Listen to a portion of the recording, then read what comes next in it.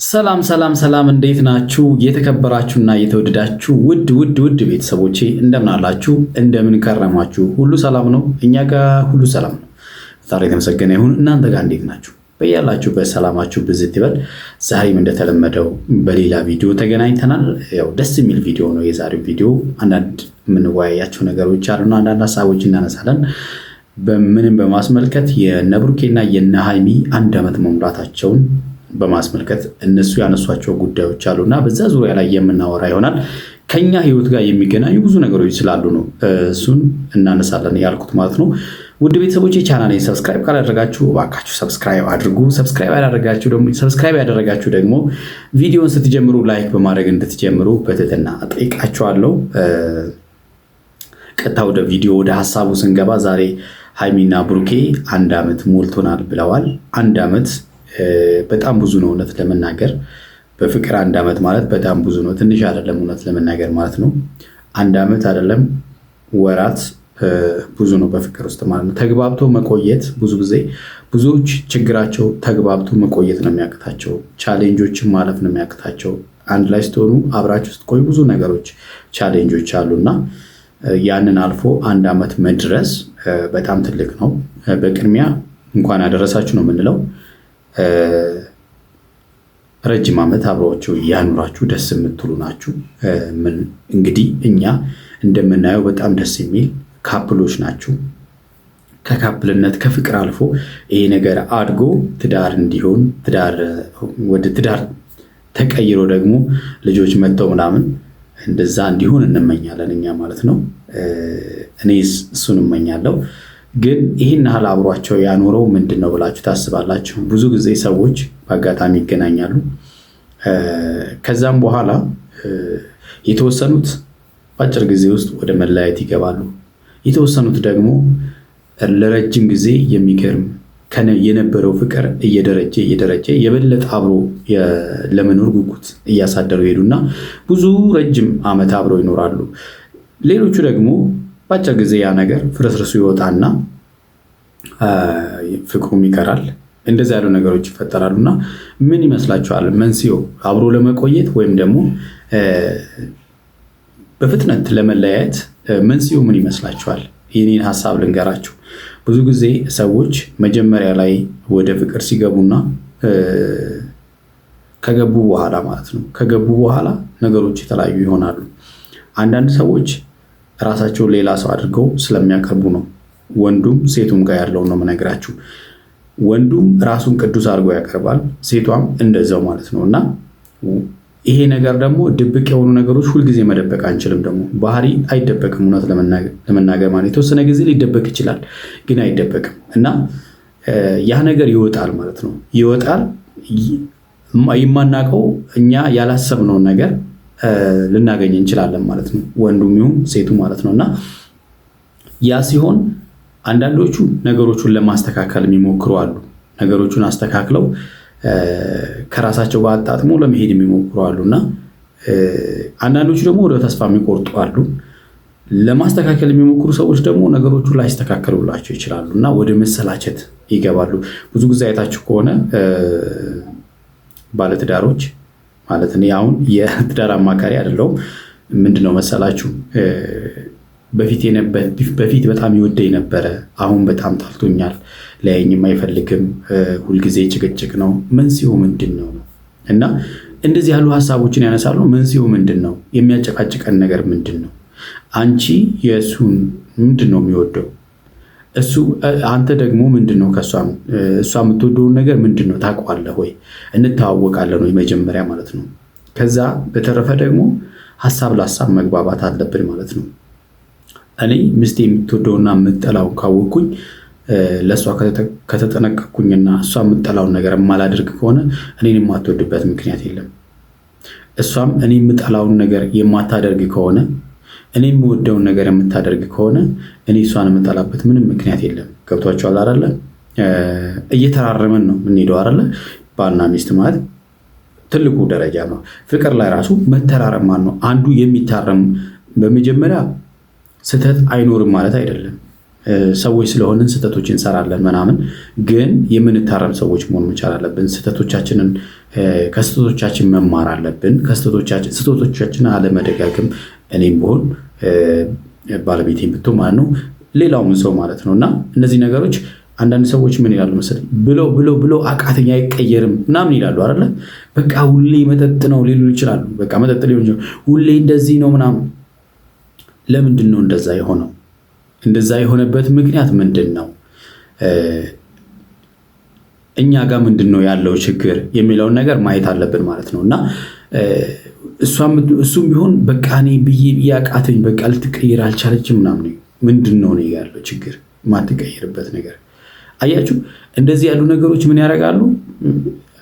አብሮ ለመቆየት በቃ እንትን ይሆናሉ ማለት ችግር ይሆናሉ ማለት ነው። እና ከዛም በኋላ ወደ መናናቅ፣ ወደ መጠላላት፣ ወደ በቃ በትንሹም በትልቁ መጠላት፣ ኢቭን መሰዳደብ፣ ክብር የሚነክ ሁሉ ስድብ እስከ መሰዳደብ የሚያደርሰው መሰለቻቸት ውስጥ ሲገባ ነው ማለት ነው። እና ፍቅራችን የሚያበላሽ ነገር ላይ ጊዜ ማባከን የለብንም ማለት ነው። በቃ ዋጋ ይሄ ትዳር ማለት ፍቅር ማለት ከባድ ነገር ነው። እውነት ለመናገር ገብታችሁ መውጣት በቀላሉ የምትወጡበት ሳይሆን ማለት ነው፣ ዋጋ የሚያስከፍል ነው አይደለ? እንደዛ እስከሆነ ድረስ ቤታችሁን ማለት ነው በጣም ወዳችሁ እንድትገቡበት የምታደርጉት ራሳችሁ ናችሁ። ቤታችሁን እንድትጠሉ የምታደርጉት እናንተ ናችሁ ማለት ነው። በቃ እኛ ነን። ገብቷችኋል አይደለ? እኔ ሚስቴ ቤቴን እንድወድ ካደረገችኝ በቃ ውጭ አልቆይም፣ ሩጬ ነው የምገባው ማለት ነው። እሷ በቃ ቤቱን እንድጠላው እኔ በቃ መጣጭ እንድትል ማደርጋት ከሆነ በቃ ቤቷ እንድጠላ አደረግኳት ማለት ነው። እና እንደዛ እንዳይሆን ግን ማድረግ ያለብን እኛ ነን ማለት ነው። ሁለታችን እኔ ምን ወዳለሁ፣ እሷ ምን ትወዳለች። ስለዚህ ስሜታችንን መናበብ አለብን ማለት ነው። እሱ ነው ዋናው ነገር ማለት ነው። እና ችግሮች አይኖሩም እያልኳችሁ አይደለም፣ ችግሮች በጣም ይፈጠራሉ። እዚህ ጋር እና ሀይሚ ምንድን ነው ያሉት? 1 ዓመት በጣም ከካሜራ ጀርባ ያሉ ብዙ ችግሮች ነበሩ አሉ። ችግር የማይኖርበት ቦታ የለም። ምክንያቱም እኛ ፍጹማኖች ስላልሆንን ችግር አለ፣ ችግር ይፈጠራል ማለት ነው። እና ዋናው ነገር ምንድን ነው? ችግሮቻችን የምንፈታበት መንገድ ነው ማለት ነው። ብዙ ጊዜ ምን ያደርጋሉ መሰላችሁ? ችግሮች ሲደጋገሙ ደግሞ ምን ይሆናል? ለመፍታት ዝግጁ የማይሆኑ ሰዎች አሉ ማለት። ለምን? በነገራችን ላይ ምልላችሁ ነው፣ ብዙ ምሳሌዎችን ስለማቅ ነው፣ ብዙ ሰዎችን ስለማቅ ነው። እና አንድ አይነት ስህተት 1000 ጊዜ የሚደግሙ ሰዎች አሉ። እነዚህ ሰዎች በቃ ቦሪንግ ነው። ገብቷቸዋል አይደል? ያ ሰው ያኛው አካል ይሰላቻል። እንደዛ ያሉ ነገሮች ሊፈጠሩ ይችላሉ። እንደዛ ሲሆን ደግሞ በቃ ሁሉ ነገር ነው የሚያስጠላችሁ። ገብቷቸዋል አይደል? ሁሉ ነገር ስለሚያስጠላችሁ በቃ ህልም የሚባሉ ነገር ይጠፋባቸዋል። ምክንያቱም መጀመሪያ ስትገቡ የገባችሁ ቀን እናንተ ያሰባችሁትና እየኖራችሁት ያሉት ነገር የተለያየ ነገር ሆናል ማለት ነው። ስለዚህ ያ ስለሚሆን በጣም አስቸጋሪ ስለሆነ ኢንቨስት ማድረግ ማለት ፍቅር ላይ፣ ትዳር ላይ ኢንቨስት ማድረግ ማለት አስተሳሰብ ነው። ኢንቨስት መደረግ ያለበት ገንዘብ አይደለም ማለት ነው። እና አስቤዛ ስለተሟላ ቤት ሰላም አይሆንም። ቤት ስላለ መኪና ስላለ ሰው ቤቱ ሰላም አይሆንም። ዋናው ነገር አስተሳሰብና መግባባት መኖር መቻል አለበት። መግባባት ከሌለ ሳምንታት በጣም ብዙ ናቸው፣ ይከብዳል ማለት ነው። እና በእርግጠኝነት ትጋሩኛላችሁ ብዬ አስባለሁ። እና አንዳንድ ጊዜ አብሮ መስራት፣ አንዳንዶቹ ጋር አብሮ መስራት ራሱ ፍቅርን ያዳብራል። እኔ አምናለሁ በዚህ ማለት ነው። በጣም ብዙ ትተዋወቃላችሁ፣ በጣም ብዙ ትተራረማላችሁ። ብዙ ጊዜ ምንድነው ባልና ሚስቶች የሚውሉበት ኢንቫይሮንመንት የተለያየ ነው። አንድ ላይ ይኖራሉ ማለት ራሱ እስከሚከብድ ድረስ ማለት ነው አይደለ? ከዛ በቃ ግጭት ነው የሚፈጠረው። አንድ ላይ መስራት ለምሳሌ አሁን እነ ብሩኬና ሃይሚን ብናይ 1 ዓመት አብሮ ነው የሰሩት። አያችሁ፣ አብሮ መስራት ቻሌንጅ እንዳለ ሁሉ አብሮ መስራት ደግሞ የበለጠ ፍቅርን ለማዳበርም ምክንያት ይሆናል። አብሮ የሚሰሩ ሰዎች ፍቅራቸው እየዳበረ ነው የሚሄደው። ለምን? እየተራረሙ የበለጠ እየተዋወቀ ነው የሚሄደው። የበለጠ ማለት ነው በቃ ማለት እንዴት ብዬ ልንገራችሁ? ስፔሻሊ አሁን እነ ብሩኬ የሚሰሩት ኦልሬዲ በጣም ደስ የሚል የፍቅር ድራማ ነው የሚሰሩት አይደለ? ሌላ ነገር አይደለም። እና በዚህ ውስጥ ማለት ነው በዚህ ውስጥ ፍቅራቸው እየደረጀ ነው የሚሄደው። እና አብሮ መስራት በጣም አስፈላጊ ነው ብዬ እኔ በዚህ አምናለሁ።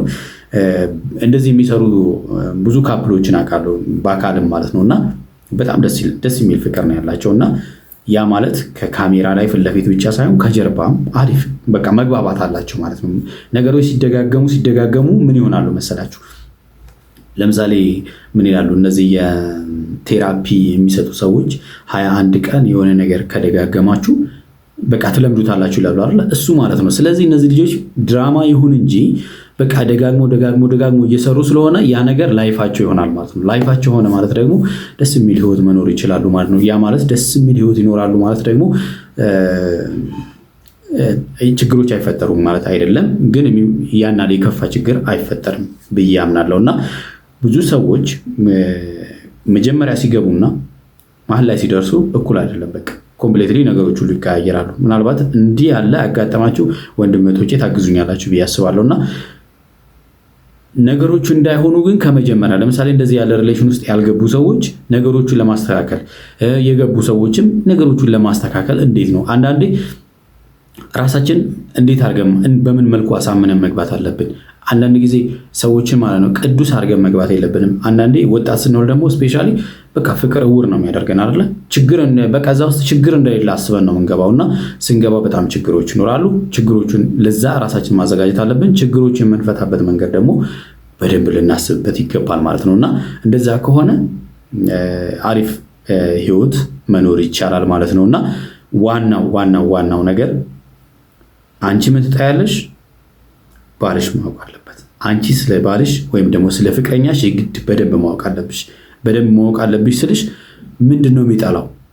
ኢቭን ካለባበስ የሚጣሉ ባልና ሚስቶች የሉ? እዚህ ቤት ባል መጣው የሚል ባል የለም?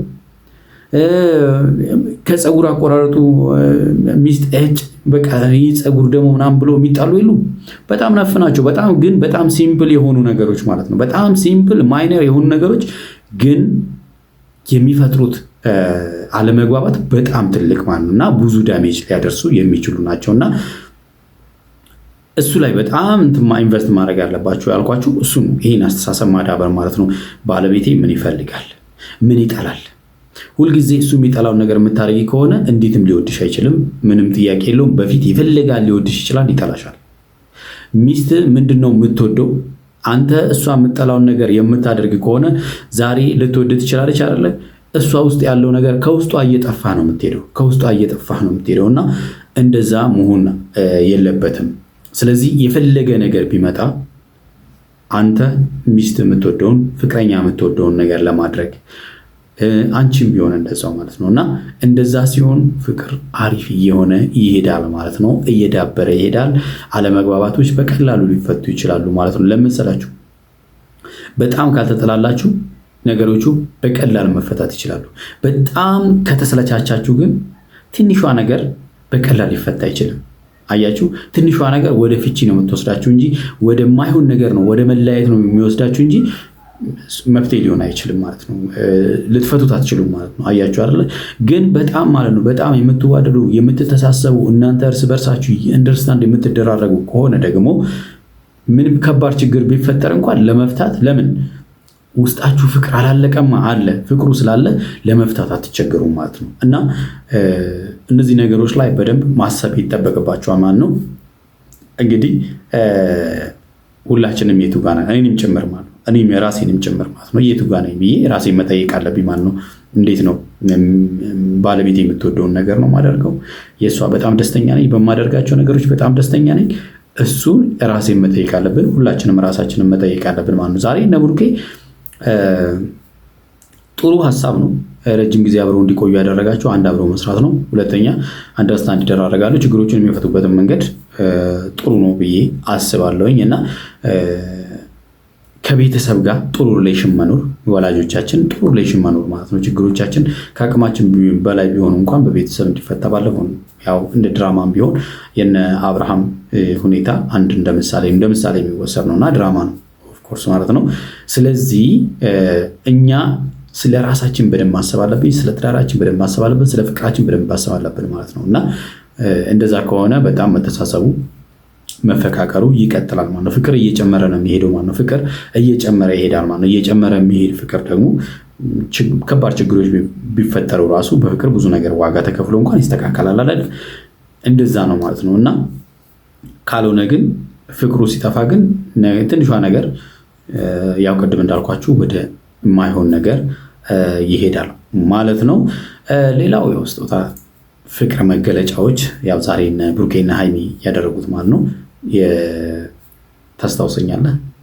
ታስታውሽኛለች እንደዛ ማለት ነው። አለመረሳሳት ማለት ነው እና መተሳሰብን የሚያሳይ ስለሆነ በጣም ደስ የሚል ነው። ሁልጊዜ ያው ብሩኬና ሃይሚ እንደምታዩት ነው እና ይሄን ሰው ለምሳሌ ብዙ ቤተሰብ ማለት ነው ብዙ ቤተሰብ እነሱን የሚወዳቸው ለምንድን ነው መሰላችሁ? የእነሱን ፍቅር እናንተ መኖር ትፈልጋላችሁ አይደል? ለምንድን ነው እነሱ እንደዚህ የኖሩት? የቱ ጋር ነው እነሱ የተሻለ ነገር እየሰሩት የሚለውን ነገር በደንብ ማሰብ ወደ ራሳችን ማምጣት አለብን ብዬ አስባለሁ። እንግዲህ ለዛሬ ያስኩላችሁ ቪዲዮ ይህን ይመስላል። እንደወደዳችሁ ተስፋ አደርጋለሁ፣ እንደተማራችሁበትም ተስፋ አደርጋለሁ። ሁላችንም መተግበር እንድንችል ጥረት ማድረግ አለብን ብዬ አስባለሁኝና የተወደዳችሁና የተከበራችሁ ለዛሬ ያስኩላችሁ ቪዲዮ ይህን ይመስላል። በጣም ወዳችኋለሁ፣ አከብራችኋለሁ። ቻናሌን ሰብስክራይብ ካደረጋችሁ ሰብስክራይብ አድርጉ፣ ላይክ አድርጉ። በሌላ ጊዜ በሌላ ቪዲዮ እንገናኛለን። እስከዛው ያላችሁበት ሰላማችሁ ብዝት ይበል። ቻው።